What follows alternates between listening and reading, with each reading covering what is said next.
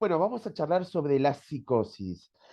La idea es presentar un recorrido por justamente la delimitación de la psicosis como una estructura en el campo de la psicopatología y los desarrollos tanto de Freud como de Lacan, dando cuenta de los fundamentos de este campo psicopatológico.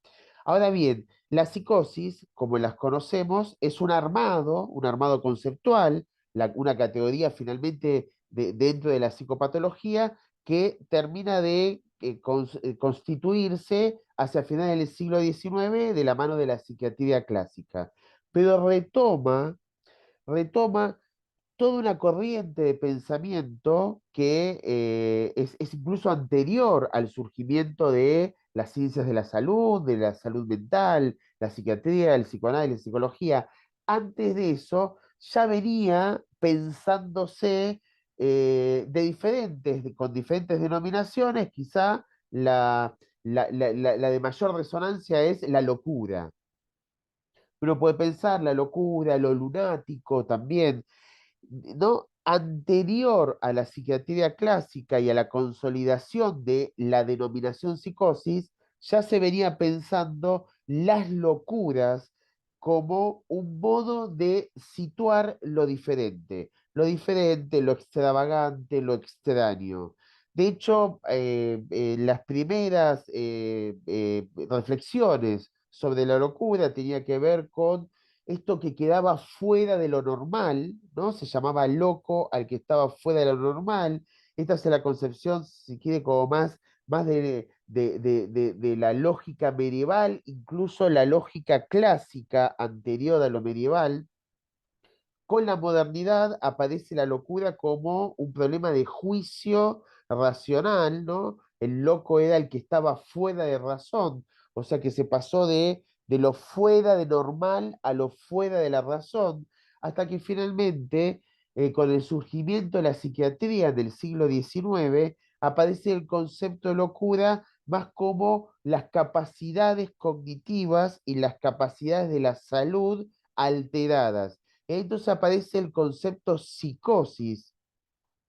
Los grandes psiquiatras del inicio de la psiquiatría, lo que conocemos como la etapa clásica de la psiquiatría, entre mediados del siglo XIX y finales del siglo XIX, van conformando finalmente esta denominación psicopatológica que es la psicosis.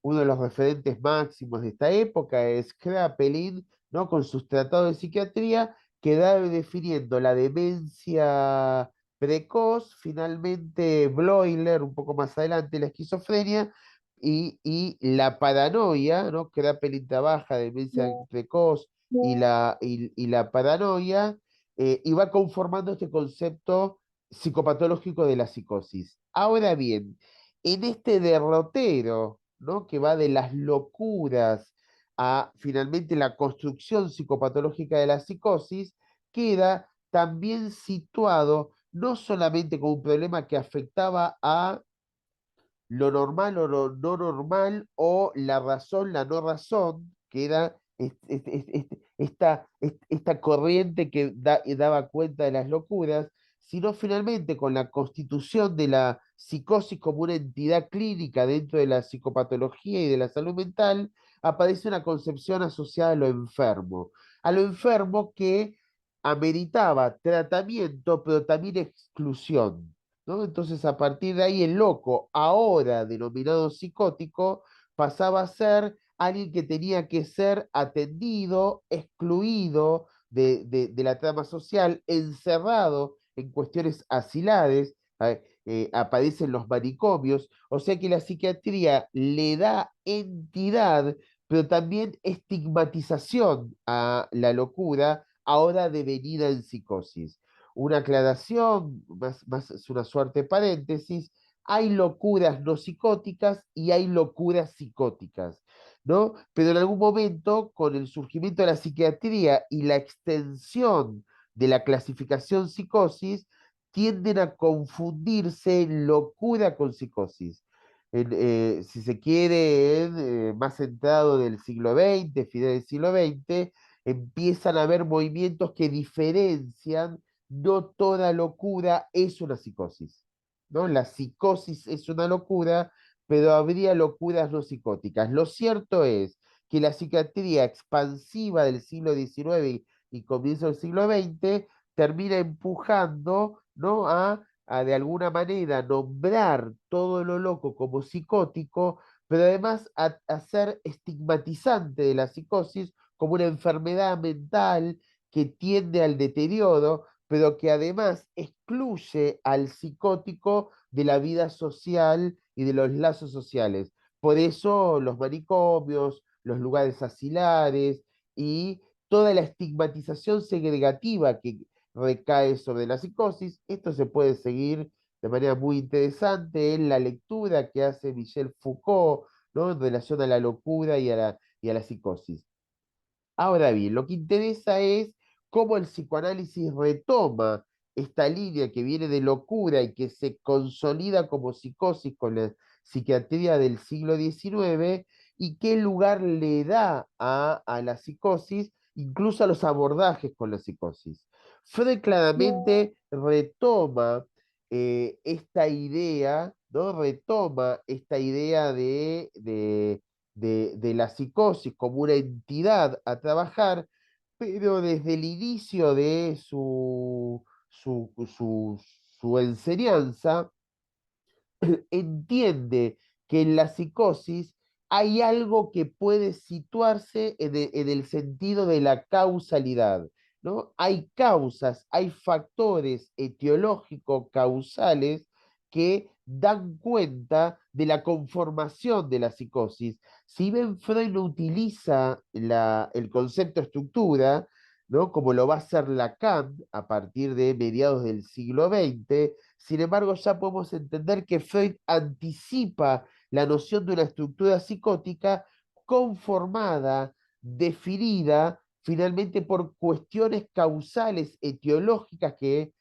dan cuenta de esa posición subjetiva. No es todavía un estructuralista a la manera de Lacan, pero sin embargo podemos entender que Freud se acerca a este concepto y entonces se da cuenta de factores que definen una estructuración subjetiva que él denomina psicosis, conforme viene esta línea de pensamiento que es retomada fuertemente por la psiquiatría, pero que a la psicosis desde el psicoanálisis le va dando, si se quiere, como esta lectura más causal y por lo tanto de una clínica que pueda pensar las causas y el trabajo con esas causas. Igualmente, no es homogénea la, la, el abordaje que tiene Freud sobre la psicosis. Podemos ubicar momentos diferenciables a lo largo de su obra, al menos tres momentos diferenciables. Hay un primer momento donde Freud todavía tiene muy cerca la psicosis de lo que él está construyendo como el gran campo de las neurosis. De hecho, él habla de las neuropsicosis o la psiconeurosis, donde no confluyen tanto las neurosis como la psicosis, confluyen en ser una defensa frente a perturbaciones psíquicas que él denomina traumáticas. Tanto las neurosis como la psicosis son el efecto de una defensa frente a traumatismos que invaden, impactan sobre lo psíquico. Ahora, en estas neuropsicosis de defensa, Freud no confunde las neurosis con la psicosis. No es que neurosis y psicosis comparten el mismo campo. Lo que Freud está ubicando es que son efecto de una defensa. Sin embargo, neurosis y psicosis están claramente diferenciadas en Freud desde el principio.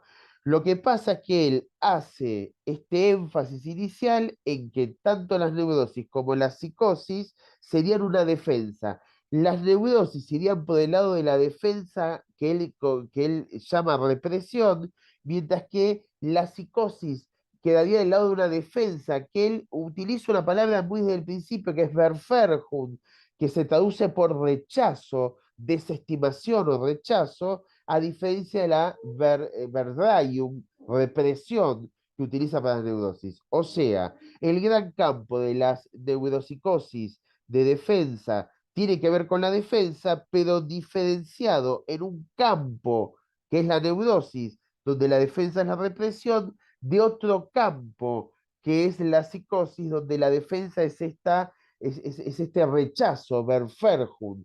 Freud habla de una desgarradura, es como una rotura que se produce en el campo psíquico. Además, él entendía que la psicosis utilizaba la proyección, inicialmente pensaba que la neurosis no. O sea que Freud diferencia neurosis y psicosis desde el primer momento, aunque la piensa a partir de la defensa como neuropsicosis de defensa. Esta es una primera concepción freudiana. Luego Freud va avanzando en lo que se conoce como su metapsicología, que es un momento intermedio de Freud. Él ya ahí entiende que la proyección no era el único método que utilizaba la psicosis, también había proyección de las neurosis, entonces ya no es la proyección lo propio de la psicosis, y ahí le empieza a pensar, como está en un momento metapsicológico, es un momento donde le da importancia a la cantidad económica, a la cantidad pulsional económica. Entonces él empieza a pensar que el problema de la psicosis es un desborde de un exceso pulsional que él todavía no termina de situar suficientemente bien. Lo piensa como un desborde de la libido homosexual en 1911, en ese famoso eh, análisis del caso Schreber. Schreber no es un paciente de Freud. Freud analiza un texto que Schreber escribe para tratar de justificar su salida del psiquiátrico, ¿no? El alta del psiquiátrico. Schreber, perdón, escribe sus memorias y entonces Freud toma ese texto y hace un análisis de la historia, del caso Schreber. Freud ahí entiende que hay un desborde de una libido que él llama homosexual. Luego ya no es homosexual. Freud la piensa homosexual, pero en realidad ya en 1914 la va a llamar narcisista. Es un desborde de una cantidad de pulsión, de libido sexual narcisista, que es lo que Freud va a entender como constitutiva de la psicosis, y entonces va a ubicar una frase que está en el origen de la estructura psicótica, que es yo, un varón, en referencia a Schreber, yo, un varón, lo amo a él, otro varón, pero en realidad Freud recorta la frase yo lo amo. Y a partir de negaciones a esa frase va a definir modos de la psicosis, la paranoia, la demencia precoz o esquizofrenia, la megalomanía. O sea que Freud toma la psicosis como a partir de una frase inaugural, estructural, diríamos con Lacan, y las posibles negaciones. O sea, Freud descarta la proyección, entiende que hay un desborde del narcisismo, una cantidad económica narcisista, y finalmente piensa una frase estructurante. Es otro momento de Freud, un segundo momento, momento intermedio. Finalmente, Freud va a avanzar en su obra y en su enseñanza. Ya estamos en el último tramo de la enseñanza freudiana, que es lo que se conoce como su segunda tópica, pero sobre todo es un Freud que introduce en 1920 la pulsión de muerte y un aparato psíquico delimitado por zonas que entran en conflicto, el yo, el ello y el superyo. Freud dice provincias psíquicas, son zonas del aparato psíquico en conflicto, y entonces aparece su última teoría de la psicosis, donde va a pensar que la psicosis es un conflicto entre una zona del aparato psíquico que se llama el yo, y el mundo exterior, el afuera del aparato psíquico. Mientras que la neurosis es un conflicto entre el yo y el ello, y las neurosis graves, que él llama neurosis narcisista, es un conflicto entre el yo y el super yo. Finalmente Freud va a dejar que la psicosis es un conflicto entre el yo y el mundo exterior, lo que Lacan llama lo real, o sea, el fuera, fuera de lo psíquico, fuera del aparato psíquico. Freud no habla de realidad psíquica, es un conflicto entre el yo y el mundo exterior, o sea, el fuera de aparato psíquico, fuera de lo simbólico, que es lo que con Lacan conocemos como lo real. Eso configura la psicosis. O sea, la psicosis no es una neurosis porque no es un conflicto interno del aparato psíquico entre yo y ello o yo y super yo, neurosis y neurosis graves, sino que es un problema con lo real del mundo exterior. Y además, Freud va a situar que en este conflicto ya no juega solamente un desborde de la pulsión sexual narcisista, sino que además hay un problema con la otra pulsión, la pulsión de muerte. Ambas pulsiones entran en juego en la constitución que Freud tiene para la psicosis en este último tramo de su enseñanza, y además va a acontecer una pérdida de la realidad, una pérdida de la realidad que deja una desgarradura, un agujero en el aparato psíquico. No solamente es un conflicto entre el yo y el mundo exterior, sino que hay un agujero en el aparato psíquico, efecto de ese conflicto. Es interesante cómo Freud va a dejar sentadas las bases para que Lacan recupere esto como forclusión de lo simbólico que retorna en lo real. Esto ya es más el modo lacaniano de leerlo. Pero hay tres momentos en Freud que además suponen tres clínicas. Una clínica inicial donde de lo que se trata más es de justamente pensar dónde se produce el rechazo y trabajar con el rechazo. Una clínica intermedia que va justamente a cómo trabajar los desbordes pulsionales, a un último Freud que va a pensar justamente una clínica con la restitución, ¿no? Con la restitución que se puede producir a partir de este agujero de desgarradura. Estas son las concepciones que Freud tiene de la psicosis en estos tramos de su enseñanza y las clínicas posibles. Ahora, Lacan recupera la enseñanza freudiana sobre psicosis, pero también se nutre de una psiquiatría que ya estaba, si se quiere, como en otro momento, ¿no? Freud toma una psiquiatría más clásica, sobre todo krapeliniana y bloileriana, ¿no? Kraepelin y Bloiler.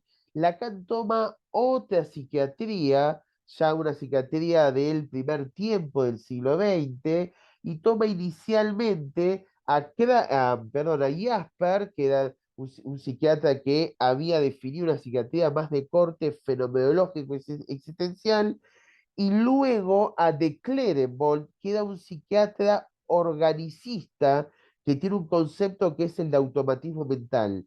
Lacan inicialmente toma a Jaspers y construye un primer acercamiento a la psicosis entre Freud y Jasper, y él produce su tesis de doctorado donde junta la concepción psicoanalítica freudiana con la concepción existencialista y asperiana, y produce ahí, si se quiere, como un acercamiento a la psicosis desde la personalidad. Entonces piensa en su famosa tesis doctorado, analiza el caso Aimé y piensa la relación que hay entre eh, lo psicoanalítico y el inconsciente con la personalidad como lo pensaba Jasper. Esto lo hace Lacan en 1932 en su tesis de doctorado, las relaciones que hay entre el psiquismo y la personalidad, entre la psicosis, el psiquismo psicótico y la personalidad. Un Lacan en su tesis de doctorado que se había acercado al psicoanálisis, pero todavía no era psicoanalista.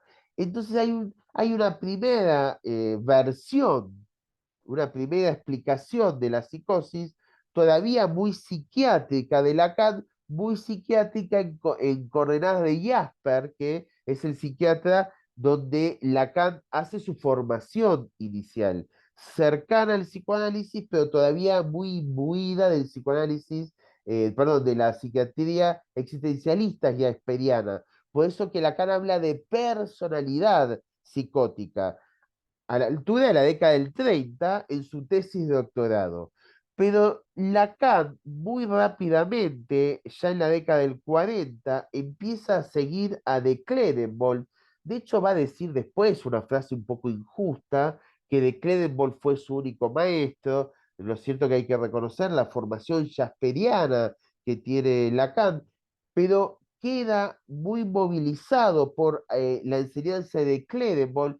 Era un psiquiatra menor en la escena francesa. Sin embargo, Lacan toma el concepto de automatismo mental y además, ya influenciado hacia finales de la década del 40 por la escena estructuralista de Francia, Benveniste, Jacobson, Lévi-Strauss, que venían siguiendo una lectura que hace de Ferdinand de Saussure, ¿no? Con su curso de lingüística general, que se conoce como el estructuralismo. El estructuralismo fue muy fuerte en la década de entre el 40, mediados del 40 y mediados del 50, final del 50. Hay 15, 20 años de estructuralismo, que es un movimiento muy fuerte, y después decae.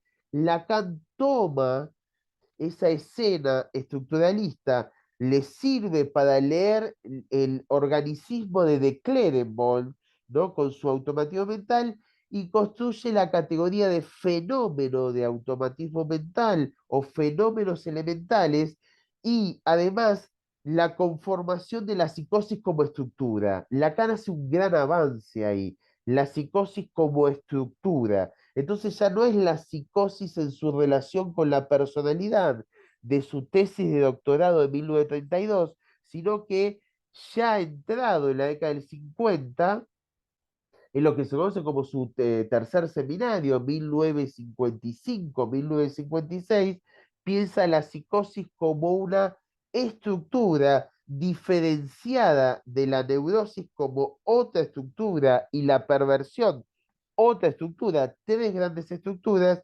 La psicosis queda conformada como una estructura donde lo que aparece son los fenómenos elementales. Los fenómenos elementales son, para decirlo de manera muy rápida, delirios y alucinación y cierta perturbación del cuerpo, ¿no? Pero que el fenómeno mental tiene una característica que lo diferencia del síntoma neurótico. Si quieren, el síntoma en la neurosis, el fenómeno elemental en la psicosis, el acto perverso en la perversión. El fenómeno mental tiene como característica su certeza, que es la famosa certeza psicótica. La certeza psicótica no es una creencia o una convicción, como es el caso de la neurosis. El neurótico cree hasta el punto de la convicción, pero la convicción tiene siempre un punto de duda, mientras que el psicótico no es una creencia que va hacia la convicción, sino que es una certeza, es inconmovible, es así y no puede ser de ninguna otra manera. Pero además de que es inconmovible la certeza, le viene del otro sin castración, sin barradura, o sea, le viene del otro de una manera total, absoluta, inconmovible, certera, certeza psicótica. Entonces, el fenómeno mental tiene certeza psicótica, y la psicosis se vuelve un problema de lenguaje, porque le viene del otro en términos del campo del otro, que es el campo del lenguaje, le viene del otro desde el lugar de la certeza. El seminario 3 es un gran seminario descriptivo de la psicosis, porque Lacan todavía no tiene su objeto A, a Lacan todavía le falta una serie de conceptos fundamentales al psicoanálisis.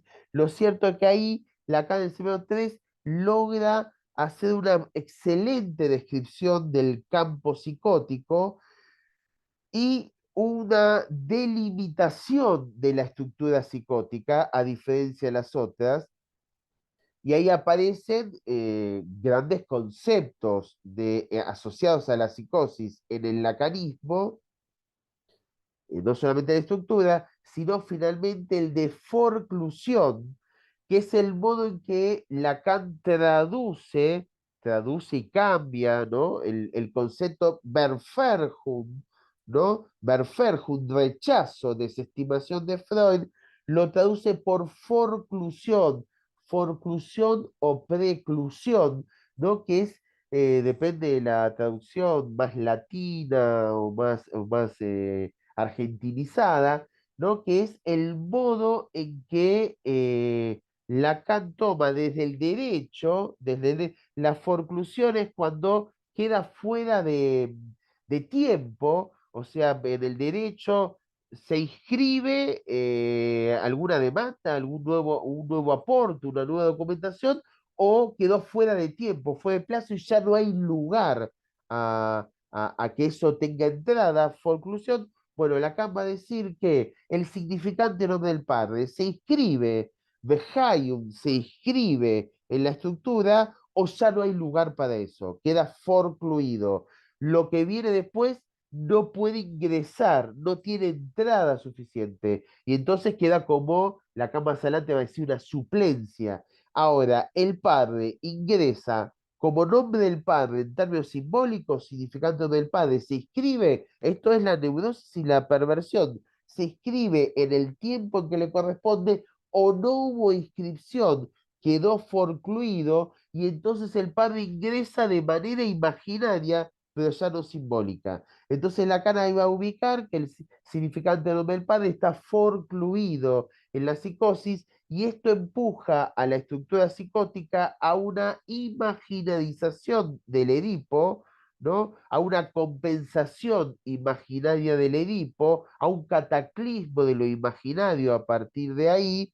El psicótico queda atrapado en una suerte de perplejidad porque no tiene el nombre del padre, Lacan simbólico, Lacan va a decir no tiene los títulos en el bolsillo porque está forcluido y entonces hay un cataclismo de lo imaginario, ¿no? El imaginario no le sirve al psicótico y cae en una suerte de perplejidad que desencadena la psicosis. Entonces ahí Lacan pensaba que había una prepsicosis todavía no desencadenada y hay una psicosis desencadenada que ya tuvo su brote psicótico y a partir de ahí queda ya conformada la psicosis como estructura pero desencadenada, ¿no? Es muy interesante esta lectura que hace Lacan, que si bien es del primer Lacan, es una lectura, si quiere, como ya segunda en relación a este primer Lacan de su tesis de doctorado, pero Lacan con el seminario 9 y el seminario 10 en 1962-63 inventa el objeto A y a partir de ahí recupera noción de goce como un goce sexual, entonces empieza a pensar la psicosis no solamente en función de la forclusión de un significante, sino además el objeto A como la irrupción de goce, sobre todo en el campo del goce de la voz, ¿no? Porque lo que aparece es el goce invocante, las voces psicóticas. Esto es un Lacan intermedio para finalmente lo que se conoce como la última enseñanza de Lacan, pensar la psicosis como un anudamiento diferenciado del nudo de las neurosis y la perversión, que es un nudo borromeo, él llama un nudo borromeo, donde RSI y un centón se anudan en simultaneidad borromea, mientras que en la psicosis él va a pensar un nudo de trébol, donde los registros no están diferenciados como neurosis y perversión, y donde además el centón viene después como una suplencia, ¿no? Hay una forclusión y el centón aparece como suplencia, entonces queda conformado un anudamiento distinto, que es el anudamiento que él va a llamar de trébol, que es un anudamiento no borromeo que es el nudo de la psicosis diferenciado de los anudamientos de las neurosis y de la perversión. Y además, Lacan ahí va a empezar a diferenciar las locuras de la psicosis, locuras no psicóticas, en todo caso, las locuras psicóticas.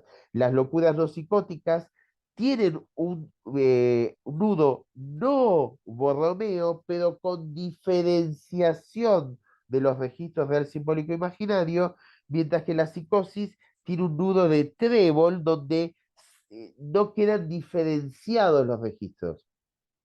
O sea que ahí Lacan ubicaría dos modos de la locura, la no psicótica y la psicótica. Lo interesante del último Lacan es que va a pensar la psicosis como un tejido. Entonces, tres modos, tres grandes modos de pensar la psicosis, Lacan a lo largo de su obra, pero también tres modos de pensar la clínica. Con su tesis doctoral lo piensa como una cuestión del orden de la personalidad, y ahí el acercamiento es más del orden de lo existencial. Un Lacan, un primer Lacan en su enseñanza, donde piensa la psicosis a partir de la forclusión de nombre del padre, y ahí va a ubicar esta lógica de el secretario del alienado, dice él en el Señor 3. O sea que la psicosis, a la psicosis se le acerca como una suerte de un analista que escucha para entender el despliegue de la certeza psicótica y justamente trabajar desde ahí. A un último Lacan que va a pensar la psicosis como un anudamiento, donde lo que se produce es que el nombre del padre viene como una suplencia posterior, y entonces ahí va a pensar la lógica de cómo el analista o el análisis va a salir a trabajar en relación a esa suplencia para estabilizar el anudamiento. Entonces, también finalmente en Lacan como en Freud, tres momentos con tres clínicas diferentes.